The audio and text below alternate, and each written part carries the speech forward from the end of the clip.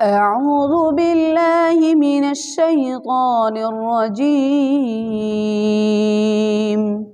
بسم الله الرحمن الرحيم. والضحى والليل إذا سجى ما ودعك ربك وما قلى وللآخرة خير لك من الأولى ولسوف يعطيك ربك فترضى ألم يجدك يتيما فآوى ووجدك ضالا